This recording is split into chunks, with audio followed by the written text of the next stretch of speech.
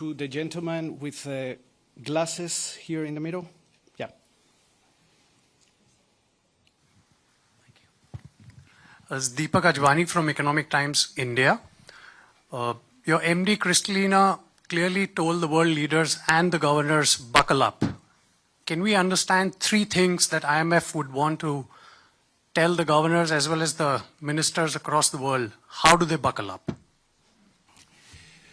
Well, I think what our managing director is referring to is the fact that we are in an environment, we've been living for the last 5-7 years, in an environment in which we are hit, the global economy is hit by fairly sizable shocks. Can be very concentrated. You can think, of course, we can think of COVID that was a one in maybe in 100 years type of shock. But even after that, with the cost of living crisis, we had the impact of military conflict on European soil. You had the trade tensions. All of these things are disruptive to the global economy. Now, for many countries in the world, these things are outside their control. These are not something that you directly have an input and can do something about.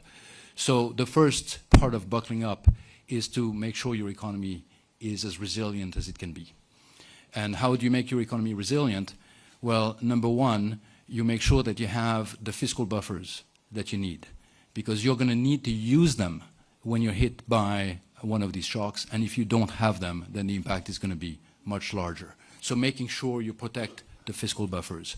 Second, making sure that you have the right institutional environment so that you have institutions that are trusted, that can do their job, that have frameworks that are strong. That is also going to be helpful in maintaining expectations, in maintaining some sense of stability in the economy. Third, you're going to have to rely on trading partners. No country is an island that can do things on their own. And so making sure that the global economy, that countries remain part of the global economy, that they are integrated, that they find ways to deepen trade ties with partners where it's possible, is an important part also of building that resilience.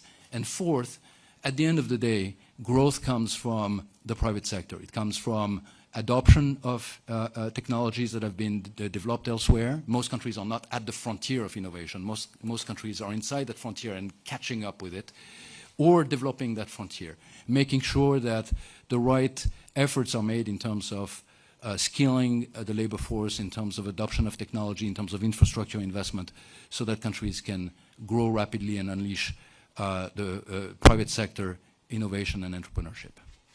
Okay, we literally have 5 minutes and 25 seconds. So I'm going to take the lady with